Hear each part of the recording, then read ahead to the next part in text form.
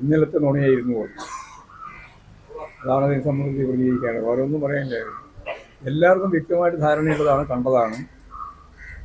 Youth കോൺഗ്രസ്സുകാരും അതുപോലെ തന്നെ കോൺഗ്രസ്സുകാരും തീരുമാനത്തിന് അടിസ്ഥാനപ്പെടുത്തിയിട്ടാണ് ലോകോത്തരമായ രീതിയിൽ ലോകം ശ്രദ്ധിക്കുന്ന ഏറ്റവും ശ്രദ്ധേയമായ കേരളത്തിൻ്റെ സംഭാവന നമുക്കെല്ലാം അറിയുന്നത് പോലെ ജനകീയമായ രൂപത്തിൽ ഡെവലപ്പ് ചെയ്തെടുത്തിട്ടുള്ള ആരോഗ്യ മേഖല തന്നെയാണ്. അത് കേവലമായ താഴെ തലത്തിലുള്ള ചികിത്സ മാത്രമല്ല, അവയവദാന ശസ്ത്രക്രിയ പോലും നടത്താൻ സാധിക്കുന്ന ജില്ലാ ആശുപത്രികളും ആശുപത്രികളുള്ള രാജ്യത്തെ ഏക സംസ്ഥാനം കേരളം. എല്ലാ തരത്തിലും ലോകോത്തരമായ രീതിയിലാണ് കേരളം ആ മേഖലയിൽ, ആരോഗ്യ മേഖലയിൽ വളർന്നു. ആ വളർന്ന ഏറ്റവും ശ്രദ്ധേയമായ ആ മേഖലയെ തകർക്കാൻ അമേരിക്ക ഉൾപ്പെടെയുള്ള ലോകത്തിലെ ഏറ്റവും വലിയ സമ്പന്ന വിഭാഗം കോർപ്പറേറ്റുകൾ നമ്മുടെ ആശുപത്രികൾ മുഴുവൻ ഇപ്പോൾ വാങ്ങിക്കൂട്ടുകയാണ്. കേരളത്തിലെ ഏറ്റവും ശ്രദ്ധേയമായ തിരുവനന്തപുരത്തെയും കൊച്ചിയിലെയും അതുപോലെ കോഴിക്കോട് ഉൾപ്പെടെയുള്ള ഏറ്റവും പ്രധാനപ്പെട്ട ആശുപത്രികൾ, അങ്ങനെയാണെന്ന് നമ്മൾ കരുതുന്നത്, നമ്മളെ കാണുന്ന പ്രൈവറ്റ് ആശുപത്രികളെ മുഴുവൻ വലിയ മൂലധന നിക്ഷേപത്തോടുകൂടി അവർ ഇപ്പോൾ വാങ്ങിക്കൊണ്ടിരിക്കുക.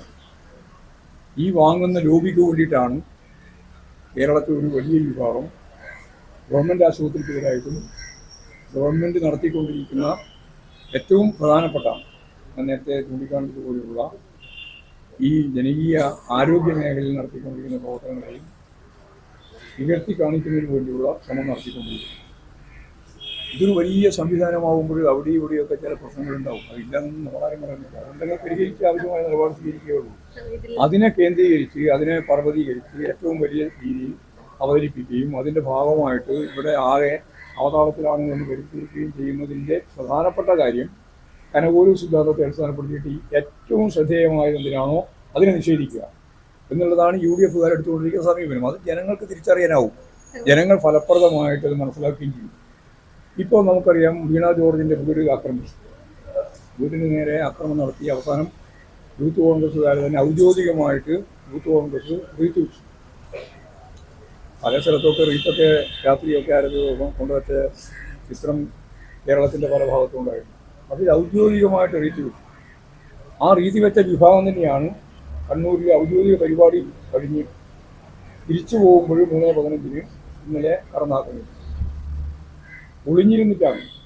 അവിടെ ഒരു പരിപാടി ഇല്ല. റെയിൽവേ സ്റ്റേഷനിൽ വേറെ പരിപാടി ഇല്ലല്ലോ. റെയിൽവേ സ്റ്റേഷനിൽ തിരിച്ചു പോകുന്ന ഒരു പരിപാടി മാത്രമേ ഉള്ളൂ, വേറെ ഒരു കാര്യമില്ല. അവിടെ ആക്രമിക്കാൻ വേണ്ടിയിട്ടുള്ള ബോധപൂർവമായ പ്രവർത്തനം നടത്തി എന്നുള്ളതാണ്.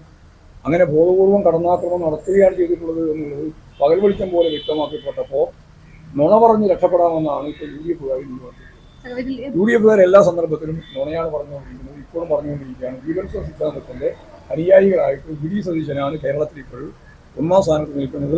അദ്ദേഹത്തിന്റെ ജാഥ മുഴുവൻ നുണ പറയാനാണ്. ഒരു സംശയവുമായിട്ടാ. അല്ല, അവർക്ക് പ്രതികരിക്കാൻ അവകാശമുണ്ടല്ലോ. പ്രതിഷേധിക്കേണ്ട ആരും പറഞ്ഞിട്ടുണ്ടോ? ഞങ്ങൾ പ്രതിഷേധിച്ചില്ലേ? അവരും പ്രതിഷേധിക്കുന്നത് ഇപ്പം ജനാധിപത്യ സമൂഹത്തിൽ, ഞാൻ പറഞ്ഞു തീർക്കട്ടെ, ജനാധിപത്യ സമൂഹത്തിൽ പ്രതിഷേധിക്കാനുള്ള അവകാശം എല്ലാവർക്കും ഉള്ളതാണ്. പക്ഷേ ഇന്നേ വരെ കേരളത്തിൻ്റെ ചരിത്രത്തിൽ ഒരു വനിതാ മന്ത്രിയെ കയ്യേറ്റം ചെയ്ത് കടന്നാക്രമിച്ച് കൊല്ലാൻ ശ്രമിക്കുക എന്നുള്ളത് അപൂർവ സംഭവമാണ്. അങ്ങനെ സംഭവിച്ചില്ല ഇവിടെ.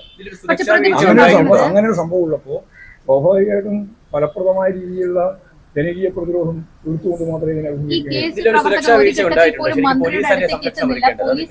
കൃത്യമായ ആ യൂത്ത് കോൺഗ്രസ് പ്രവർത്തകരെ തടഞ്ഞു എന്നുള്ളതും ദൃശ്യങ്ങളിൽ എവിടെയും ഈ KSU പ്രവർത്തകർ മന്ത്രിക്ക് അടുത്തേക്ക് എത്തുന്നില്ല എന്നുള്ളതുമാണ് പറയുന്നത്. ഇല്ല, അത് പറയുന്നതല്ലേ, സ്വാഭാവികമായിട്ടും ന്യായീകരിക്കാൻ വേണ്ടി പറയുന്ന കാര്യമാണ്. അവിടെ കയറി അക്രമം നടത്തി എന്നുള്ളത് എല്ലാവരും അംഗീകരിച്ചതാണ്. നല്ലപോലെ സൂക്ഷിച്ച് ലക്ഷ്യം നോക്കാം. പോലീസിന് സുരക്ഷാ വീഴ്ച ഉണ്ടായിട്ടുണ്ടോ? പോലീസിന് സുരക്ഷാ വീഴ്ച ഉണ്ടായിട്ടുണ്ടോ? എന്തായാലും ചോദിക്കാൻ കാരണം, അക്രമികൾ വന്ന് ആക്രമിക്കുമ്പോൾ ആ ആക്രമണത്തെ മുഴുവൻ ലോകത്ത് എവിടെയെല്ലാം എന്തെല്ലാം സംഭവം നടക്കുന്നുണ്ട്, അവിടെയൊക്കെ പോലീസ് ഉള്ളതുകൊണ്ടാണോ സംഭവം നടക്കുന്നത്? ഇത് ബോധപൂർവ്വം ഒരു ക്രിമിനൽ ആക്ടിവിറ്റീസാണ് നടത്തുന്നത്. ക്രിമിനലിസമാണ് സംഘടിപ്പിക്കുന്നത്. ഗുണ്ടായിസാണ്.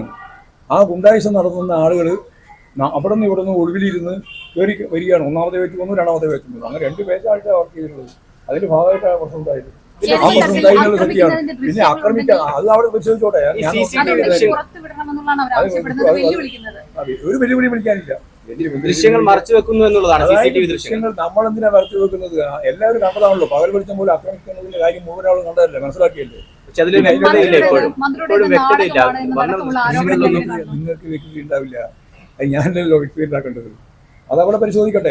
കേസെടുത്തിട്ടുണ്ടല്ലോ. മുഖ്യമന്ത്രിയുടെ നാടകം പ്രതിപക്ഷ നേതാവ് പറയേണ്ട കാര്യമില്ല. കാരണം അദ്ദേഹം നാടകമാണ്, നാടകം പൊളിഞ്ഞു എന്നതാണ് പറയുന്നത്.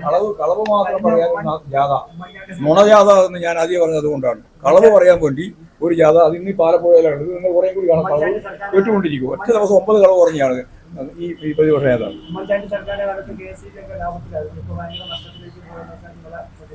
പറയാൻ പറ്റിയ പോയിന്റ് അന്ന് ലോഡ് സെറ്റിങ്ങോ അതുപോലെ തന്നെ കറണ്ട് ഉണ്ടായിരുന്നില്ലല്ലോ.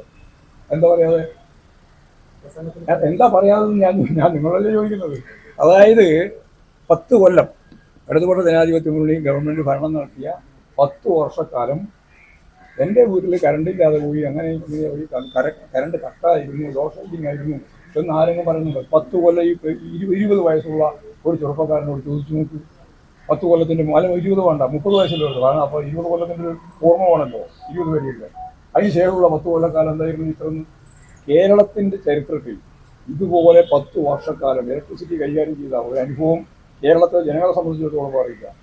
അതിന് മറുപടി പറയട്ടെ. ആദ്യം ഇതെല്ലാം ഒരുക്കുന്നതിന്റെ ഭാഗമായിട്ട് എന്തൊക്കെയാണോ വേണ്ടി വന്നത് അതൊക്കെ ഗവൺമെന്റ് ചെയ്തിട്ടുണ്ട്, ഇനിയും ചെയ്യും. ആദ്യഘട്ടത്തിൽ ഈ പ്രതിഷേധം നടന്ന ആ സാഹചര്യത്തിൽ അല്ലെങ്കിൽ അവിടെ വെച്ച് മന്ത്രിക്ക് ഏതെങ്കിലും തരത്തിൽ പരിക്കില്ല. അവർ നടന്ന് 3ാമത്തെ പ്ലാറ്റ്ഫോമിലെത്തി. അതിനുശേഷം മുഖ്യമന്ത്രിയുമായി ഫോണിൽ സംസാരിച്ചു. അതിനുശേഷമാണ് ഈ വേദന പറയുന്നതും പിന്നീട് ശാരീരിക അസ്വസ്ഥതകൾ ഉണ്ടാകുന്നതും എന്നുള്ള വ്യാപകമായ പ്രചരണം സോഷ്യൽ മീഡിയയിൽ അടക്കമുണ്ട്. പ്രതിപക്ഷം അത് ഉന്നയിക്കുകയും ചെയ്യുന്നു. പ്രതിപക്ഷം നടത്തിയ അക്രമത്തെ മൂടിവെക്കാൻ വേണ്ടി ബോധപൂർവമായ കള്ളപ്രചാരണം നടത്തുകയാണ്. അത്രയേ ഉള്ളൂ. ആസൂത്രിതമായ ഗൂഢാലോചന ഉണ്ട്. ആസൂത്രിതമായ ഗൂഢാലോചന ഇല്ലെങ്കിൽ മന്ത്രിയുടെ വീട് കയറി ആക്രമിച്ച് റീത്ത് വെക്കുന്നതല്ല ഉണ്ടാവില്ലല്ലോ. ആ റീത്ത് വെച്ചവരെ ന്യായീകരിക്കാൻ ഇവർ ചെയ്തത്. അപ്പോൾ അതിൻ്റെ തുടർച്ചയായിട്ട് നടന്നുകൊണ്ടിരിക്കുന്ന കടന്നാക്രമമാണ്. ആ കടന്നാക്രമത്തിന് കൃത്യമായ ബോധപൂർവമായ ഇടപെടലുണ്ട് എന്ന് തന്നെയാണ് ഞങ്ങൾക്ക് മനസ്സിലാക്കാൻ സാധിക്കും.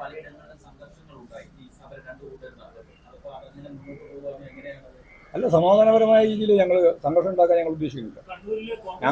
ഇതിനെ മുമ്പും ഞങ്ങൾ ശക്തിയായ രീതിയിൽ ഇതുപോലുള്ള കടന്നാക്രമത്തെ നേരിട്ടിട്ടുണ്ട്. ആ നേരിട്ട് ജനങ്ങളെ അണിനിരത്തിക്കൊണ്ടാണ്. അതുകൊണ്ട് ജനങ്ങളെ അണിനിരത്തി ഇത്തരത്തിലുള്ള തെറ്റായ പ്രവണതയെ ശക്തിയായിട്ട് ജനങ്ങളുടെ മുമ്പിൽ തുറന്നു കാണിച്ച് അതിനെ പ്രതിരോധിക്കുക എന്നുള്ളത് മാത്രമേ ഉദ്ദേശിക്കൂ.